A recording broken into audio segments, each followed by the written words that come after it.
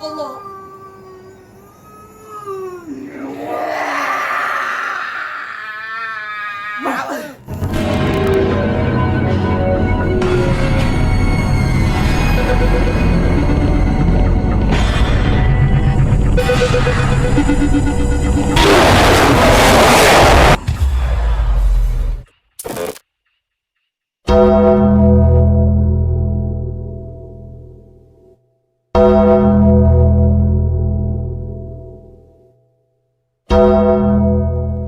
Yo, salam sejahtera dan salam Jumaat kepada anda semua. Selamat kembali ke satu lagi rancangan baru untuk Seram Sejuk. Well, okay, kalau sebelum ni saya telah menampilkan seorang perukiah iaitu sahabat saya Sarhan daripada Shiraz, Ijama. Dan episod sebelum ni saya telah melalui sebuah rawatan tradisional, tradisional di Seremban. Well, kali ni saya kembali ke Singapura dan saya ada episod baru di mana saya akan temu bual dan kita akan sama-sama lah dengar satu lagi kisah oleh seorang perukiah yang berbeza. Dia bukan seorang actually, dia dua orang. So, kita ada Ustaz Yahya dan juga Abang Ari yang akan mengongsikan kepada kita tentang pengalaman mereka, kisah-kisah yang mereka ada sewaktu mereka menjalani sesi ruqyah dengan orang punya kira perjalanan mereka lah, pengalaman mereka tersendiri. Okay, so without further ado, jom kita layan satu lagi kisah seorang perukiah, dua orang perukiah. Okay, dan well, jangan lupa subscribe, share the love, comment, and well, let's go. Yang pertama mungkin boleh perkenalkan dirilah. Ustaz nama apa? Ustaz Yahya bin Selamat. Ustaz Yahya bin Selamat dan Abang Nadir. Abang Rahman. Abang Rahman ya. Okey, Abang Rahman. Okey. So mungkin you all dah mempraktikkan rawatan ruqyah ni dah berapa lama? Kurang lebih 3 tahun lebih. 3 tahun lebih. 3 tahun. Okey. So mungkin boleh share, kongsi kepada viewer saya Seram Sejuk tentang rawatan ruqyah ni sebenarnya apa dia? Dia rawatan yang satu Islami kan? Memang dipraktikkan dah lama lah. So mungkin boleh elaborate lebih sedikit. Okey, rawatan ruqyah ni dia berbagai-bagai. Dia mengikut orang yang buat. Kadang ada orang dia cuma pakai ayat dan dia buang daripada luar. Tapi kaedah kita ni kita gunakan dan kita baca simple aja. Kita baca yang tak susah lah. Tak complicated lah. Yang senang-senang. Kita baca yang senang, yang mudah. Tapi kita gunakan energi. Energi kita. Pasal biasanya jin ni dia ada energi dia. Dan kita manusia pun ada energi kita. Betul. Biasa kita akan ada energi. Jadi kita gunakan energi kita termasuk dengan ayat yang kita baca tu dan kita akan keluarkan dia. Kita akan tarik, push dia out. Supaya dia akan putus. Jin ni biasanya dia akan masuk pada darah dalam badan kita, dia duduk. Jadi kita nak putuskan dia punya ikatan. Jadi dengan ikatan tu kita putuskan, insya-Allah dia akan putus. Bila dia putus dan dia akan kenapa kadang-kadang orang tak boleh baik. Dia ada sebab. Kenapa orang tu kita cuba tak boleh baik? Dia ada sebab. Lepas kita tanya, awak ada simpan barang tak? Awak ada keris tak? Atau itu antara wifi yang selalu kalau tak selagi tak buang dia tetap Never kuat lah. Itu yang pertama. Nombor dua, mungkin dia kena sihir. Benda sihir masuk. Tapi biasanya sihir senang kita buang. Sebab bukan dia punya. Ataupun dia ada keturunan. Kalau perempuan biasanya saka. Kalau lelaki dia keturunan turun bawah. Dia perjanjian atas turun ke bawah. Automatik kan? Automatik. Biasanya saka ataupun amalan yang kita buat ni dia akan automatik jatuh pada anak. Kalau yang lelaki dia jatuh pada lelaki. Kalau yang perempuan dia jatuh pada perempuan. Anak lelaki yang pertama ataupun anak perempuan yang pertama. Kalau tak ada, nanti biasanya cucu. Dia akan turun sampai cucu. Sebab itu bila kita nak putuskan ni kita kena tengok siapa dia dulu. Jadi kaedah kita kena kenal. So dia boleh putuskan lah yang boleh. Semuanya boleh putus. Cuma masalah dia nak putus atau tak nak. Betul. Yang kepunyaan tu lah. Yes, dia nak buang atau tidak. Betul. Itu aja. Kalau dia kata dia nak buang, kadang-kadang yang jadi susah macam mana? Contoh kita nak putuskan awak. Bapak dia ada lagi. Bapak dia tak nak buang. Jauh tak boleh baik. Tak boleh baik. Kita pernah tengok, kita pernah budak tu sampai masuk IMH. Gila. Dia gila. Umur 21 tahun kita dah 3 budak. Ni kes kat Singapura ni? Singapura. Okey. Masuk IMH. Sebab kenapa? Sebab ada yang keturunan dia tu kat atas tu pegang barang ni, yang masih hidup. dia tak nak buang. Masuk dia hidup buang. Contoh kuda kepang, dia simple kuda kepang. Budak ni dia tak belajar pun. Tapi dia boleh bersilat, dia boleh main kat kasih joget, dia joget. Kita nak ubatkan dia, 7 kali kita pergi rumah dia. Dia kalau muntah tu, separuh baldi tu muntah dia. Ui, banyak. Setiap kali kita pergi muntah separuh baldi. Okey. Bila kita cek, bapak dia yang ambil. Bapak dia yang ambil benda ni, kalau kuda kepang turun pada dia.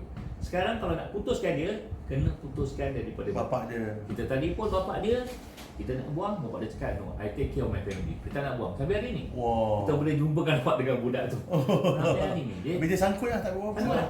Selagi bapak dia hidup, selagi tu. Selagi bapak dia tak putuskan, dia Adik dia susah juga kan? Adik perempuan dia kena, tapi putus sebab perempuan. Perempuan senang kita putuskan sebab dia lelaki. Dia punya main lah.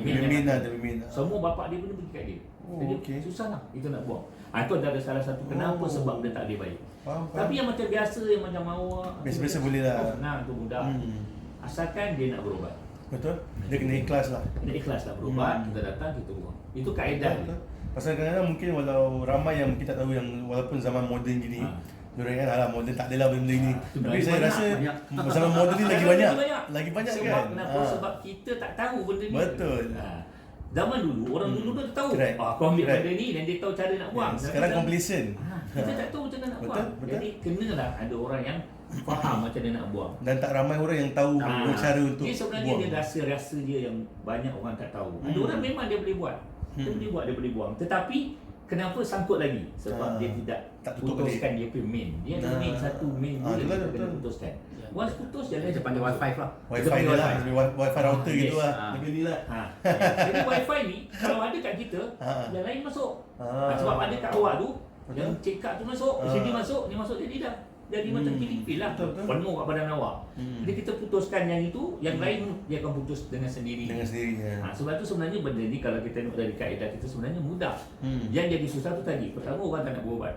Kita paksa tak boleh. Benda ni kita kena ikhlas, dia tak boleh paksa. You cannot force the person to, tak boleh.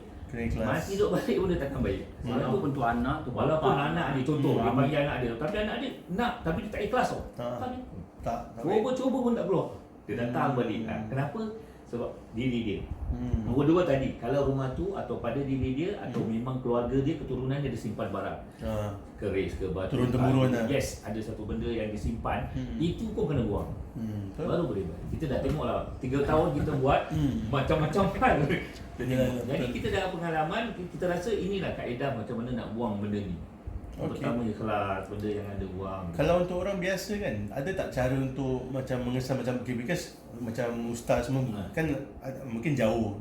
Let's say kalau saya kat luar mana sekiranya scanning lah maksudnya. Nak macam nak tengok ada benda ke tak. Ada tak cara untuk mengesan benda-benda yang benda ni wujud kat tempat area tu ke tak? Okey. Secara kalau kita tengoklah kalau dari diri kita ni, kita ada itu kelebihan atau tidak, itu pertama. Itu very important. Sebab kadang-kadang memang ada orang tu dia ada kelebihan dia sendiri. Dia pergi sana dia boleh detect dia boleh ada. Ada orang dia tak ada. Betul. Ada orang dia tak ada. Cuma mungkin kita boleh ambil, mungkin kita sampai sana badan kita rasa satu macam, panas, seram sejuk atau kita rasa tak sedap. Itu biasanya macam tu. Betul. Tapi jangan cuba-cuba sebab tu kita tak suka. Kita tak suka. Kita tak suka. Sebab apa? Sebab apa? Orang-orang cari pasal lah. Kita kacau dia. Benda ni dia makhluk Allah. Bila makhluk Allah, kita jangan provok dia. Kita tahu biarlah dekat sana, itu rumah dia. Macam kita pun, kalau kita pun kita ada rumah, kita pun tak nak orang kacau kan. Sama macam sama dia sama. Sebab itu kita tak recommend orang-orang nak pergi. Kita pernah bawa orang, contoh kita pernah bawa orang pergi Pulau Ubin, dia nak belajar, dia tak ikut. Tapi pasal dia mungkin satu dia chosen. Tidak dipilih untuk perubatan. Dia ambil, kita ajar dia buat semua. Tapi selepas itu dia sendiri kena. Dia kena bantai lah macam-macam. Dia lari keluar. Kita berdua. Kita dulu ada ramai orang, kadang-kadang pun sampai 3-4 orang. Tapi ada yang mana dia tak boleh. Tak semua orang boleh buat benda ni. Betul. Ini kita akui. Dan tak boleh buat sembarangan juga kan. Tak boleh buat sembarangan. Dan dia mesti ada berdinding. Betul. Kadang-kadang balik ikut. Betul. Dia ikut balik, dia kacau kita ada. Cuma tadi amalan-amalan yang kita buat tadi itu kena constant. Hari-hari kena buat. Kalau tidak, kita buat ni dia akan kacau. Sama juga macam kita lah, kalau awak pergi tempat orang, tempat-tempat ini, awak amalan tu. Kira peninding lah. Yes, peninding mesti lah. ada. Balik sana, Okey. gunakan tools ni. Well, so far agak menarik kan kisah-kisah Ustaz Yahya dan juga Abang Ari kita. Okay, kita akan take a short break daripada Temu Bual kerana saya nak kongsi sebuah video yang akan lagi menarik perhatian korang semua. Okay, iaitu sebuah sesi rawatan dijalankan oleh Abang Ari terhadap seorang pesakit lah. Tapi kita dah pun meminta izin yang pesakit tu, dan kita juga telah berjanjilah akan blur out mukanya agar kita tidak membuka aibnya. Okay, so ianya untuk pengetahuan, alright, dan juga agar kita semua dapat sama-sama manfaat lah daripada kisah-kisah yang telah mereka lalui, agar insyaAllah kita juga tidak dapat dan tidak perlu melalui apa yang mereka lalui lah, insyaAllah. Okay, so jom kita tengok video seterusnya. Allah.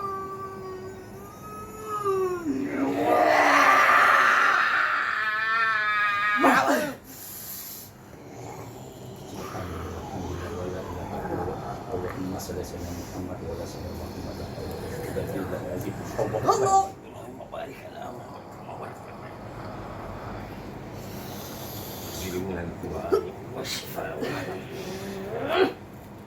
Allahu Akbar, Allahu Akbar. Sudah, mari. Aku jumpa kau, mari. Mari. Main kamu.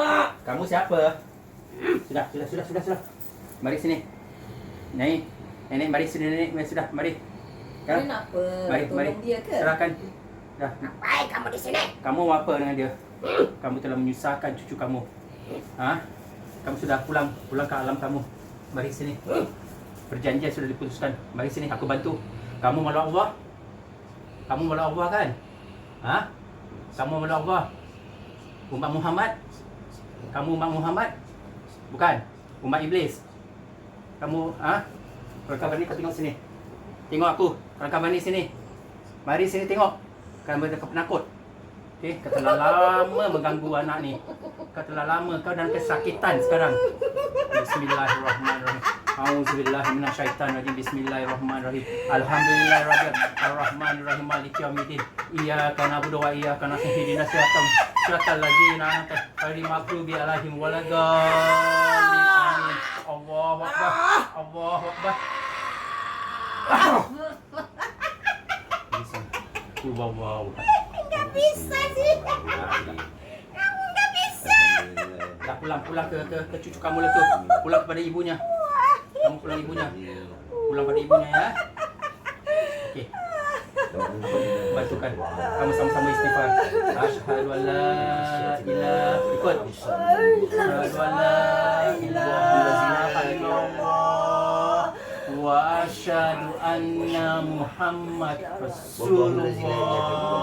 Aku naik saksi tiada Tuhan yang disembah melainkan Allah, dan aku naik saksi Muhammad adalah Rasul dan Nabi-Nya. La ilaha illallah. Kamu keluar. Kamu dah Islam. Kamu jangan keluar. Allahu Akbar. Kamu Islam keluar. Tinggalkan dia. Allahu Akbar. Allahu Akbar.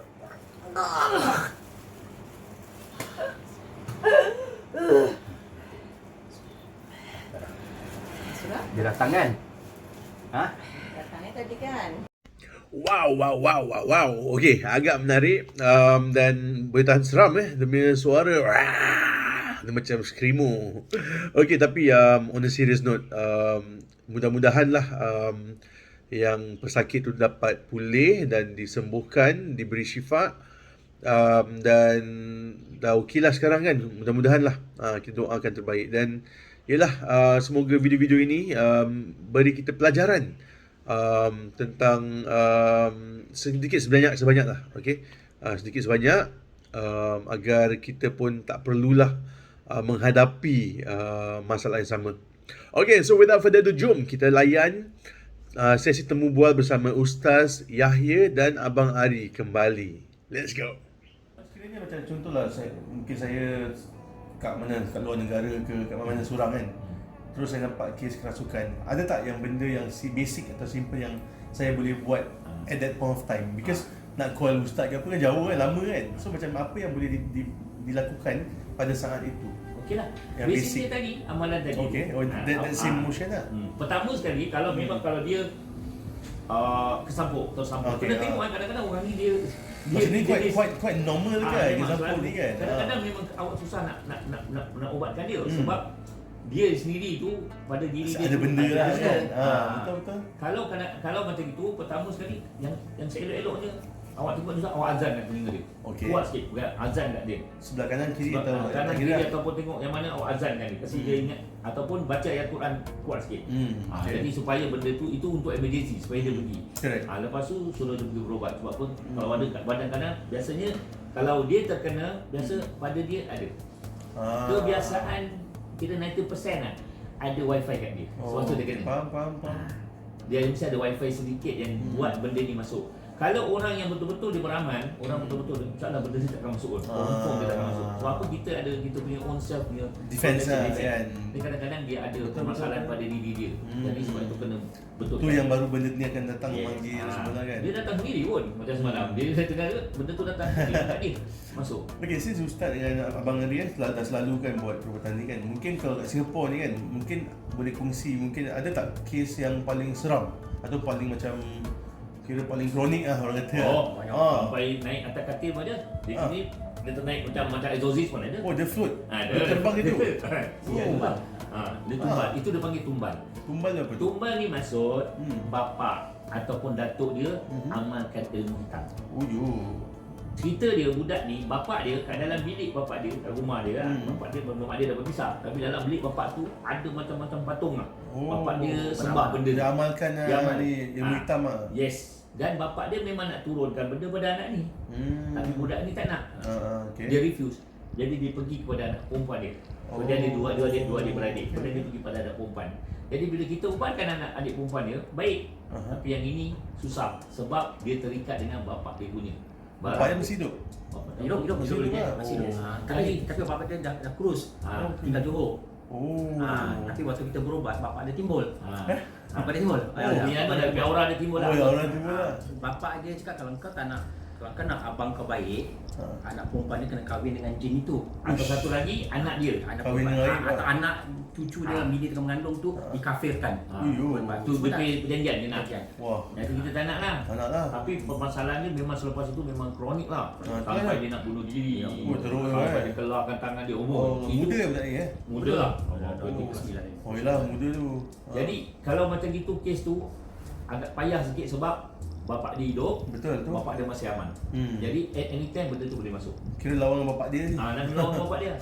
Kita selepas tu kita takkan kacau sebab apa? Benda yang susah ni kita tak nak Zumitkan. sebab dia akan merosakkan budak ni bila sekali kita buat, dia akan penat, dia akan rasa teruk. Jadi macam mana eventually dia jadi budak ni? Masih okey, dah okey, baik ke macam mana? Dengar cerita dia dah terlepas lah. Lepas lah. Allah Alam mungkin bapak dia buang, mungkin dengar cerita dia dah okey. Okey. Dia pergi Mekah pun kat sana dia kena.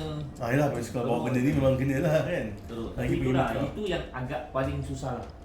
Sampai ada satu budak yang budak perempuan tu ingat, yang dia umur 21, betul birthday dia lagi.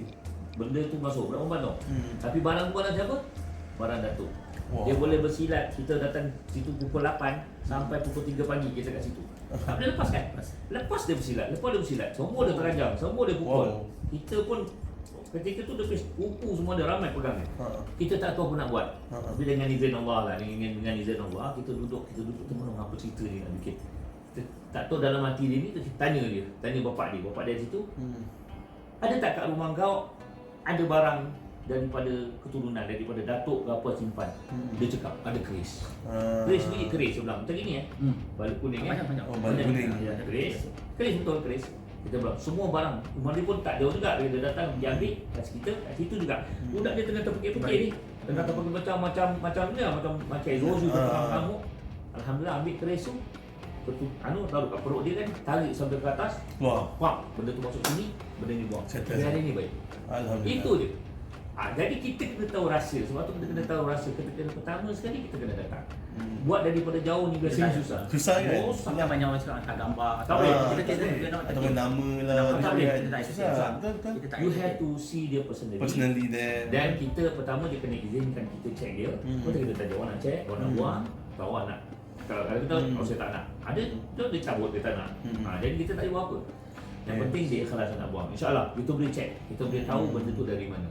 Kalau Allah kasih ilmu ni, siapa-siapa kalau Allah nak kasih Allah kasih. Dan ada kaedah-kaedah tertentu yang benda ni kita boleh keluarkan. Wallahualam, kadang-kadang kita ada tu kelebihan tapi kita tak tahu. Betul. ramailah. Yes. Tahun ni satu malam kan 2, 3. Itulah macam saya pun tahu juga macam ramailah kes-kes kan dia macam sebenarnya sekarang ni walaupun moden tu banyak kes ni. Sebab dia apa? makin banyak. Sebab dia dah masuk akhir zaman. Dajjal nak keluar. Itulah dia. Dajjal ni Lagi dia jadi, pada ya. keturunan dengan jin tu. Jin-jin Jin lah. akan ikut Yalah, dia. betul. Jadi benda-benda ni dah dia start mengamuk. Jin kan demi askar kan. Dia start mengamuk lah ni. Dia start mengamuk, dia start lah. Dia buat kerja lah, buat kerja orang. Jadi yang mana-mana dekat badan orang ni kan biasanya dia akan Hai. dia akan timbul, dia akan tibik, dia akan jadi apa? Jadi orang tu akan teruk. Kita biasanya kalau kita tu kaedah kalau orang tu ni dia ada saka ataupun dia ada ambil barang. Biasanya kalau dia dah atas katil tak lama lah. Paling tinggi pun 3 hari meninggal. Betul. Biasanya mesti keluarkan, kita cabut keluar. Kadang-kadang lama dia duduk dah 2-3 tahun kita datang. Lama, ya. Ini ada benda duduk. Kita tarik lah, keluar 3 hari meninggal. Betul. Sebab apa? Sebab benda tu kena keluarkan. Betul. Dia Kalau takkan boleh meninggal simpan, lah. susah. Buat tak boleh tapi susah. Lambat. Dia proses dia lambat. Lagi berat lah. Dia sampai masuk hospital. Dia siksa dia Yes. gitu. Bila kita tengok ni, bilang ni kat rumah kau mesti ada barang. Cek lah. Dah dulu cek tu rumah ada keluarkan topeng lah, macam-macam lah. Macam-macam benda dia keluarkan. Itu dia kita buang aja. Lepas tu tarik kat sini. Pagi malam pukul 10, pukul 3 meninggal. Padahal dia dah duduk kat hospital tu berapa lama. Jadi kita benda ni bukan satu benda yang ganjil tak. Yes. Dia biasa, normal dia actually. Normal, terutama orang Melayu.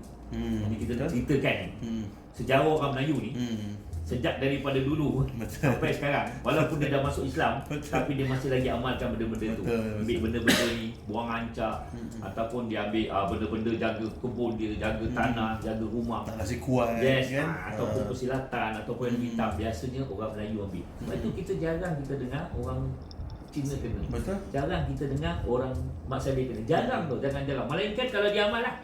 Dia amal benda Ataupun tu. black magic lah kan. Yes. Sihir. Macam dia amal lah. Tapi kalau pada normal, kita cek tak ada. Tak ada. Tapi kalau yang selalunya ada, walaupun dia Cina, kita tanya dia, you pernah ambil barang tak? Atau you pernah? Ya, ada ambil. Dia pergi temple ke. Pergi Bomo boleh? Yalah. Contoh you pergi Bomo, Bomo masukkan kat you. Dia Betul. kasi okey. Ni you ambil baru balik. Boleh kena. Tak, saya rasa macam ramai orang yang macam zaman moden ni, diorang buat kesilapan bila diorang ada sesuatu masalah.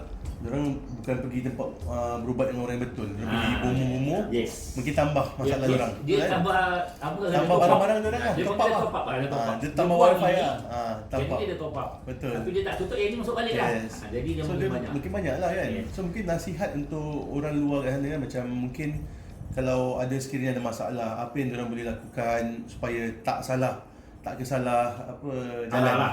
tak salah lah. Pertama sekali, pengobatan itu dia mesti ada sistem yang dia pakai ruqyah, bacaan ayat Quran, ataupun dia gunakan air untuk mandi tu, itu cara kaedah Rasulullah. Itu satu. Dan kalau ada benda-benda yang dia berubat, itu ada benda-benda yang dia rasa ragu, ada mistik kat situ, atau benda-benda yang Objek. barang objek, Yes. itu tolak. Jangan ambil. Once you ambil aja. Contoh very simple. I ada cincin. Cincin I ada barang. I kasih you. Ataupun you beli. Benda tu dah boleh jadi hak you. Yalah. Dah boleh jadi hak you dan dia boleh duduk dengan you. Dia dah boleh jadi wifi you. Yalah. Sebab itu selalu kena. Dia parking lah. Yes. Jadi nasihat, kalau nak berobat tu pun cari orang yang lebih cari yang memang peruqyah yang gunakan ayat Quran. Ataupun memang dia ada expertise dalam benda tu. Dalam hal-hal perubatan. Kalau contoh masuk tempat tu dia kemian, dia Habis. dia pakai Memang tak benda-benda betul. yang mungkin akan masukkan Betul. benda tu kat kita dan kita mandi bunga. Orang tak tahu mandi bunga ni paling Betul. banyak yang Melayu orang kan mandi banyak bunga, kan. mandi bunga ni yang paling banyak benda tu kan. Tapi tu kesilapan tu silap tu kan. Yes. Salah tu. Tak boleh mandi bunga. Betul. Lalu mandi bunga nanti cek kat datang. Kita kalau perempuan kita tengok kalau mandi kita tengok awak dah mandi bunga tak? Dia bilang ada. Kat situ tepi tu ada cakap. Tu yang dulu duduk dengan ni. Sebab Sewangi, itu, sebab tu kita kena faham lah. Kita sebenarnya bukan kita nampak direct pun. Dia macam open screen lah. Dia open screen, Dia open projector. kita macam dia project benda ni ni kenapa dia boleh masuk, kenapa dia boleh duduk kat awak. Itu kaedah kita lah. Allah Alam, Allah nak kasih masing-masing kan. Okey, terima kasihlah Ustaz Gambari kerana sudi berkongsi dengan kami semua. Salah. Okay.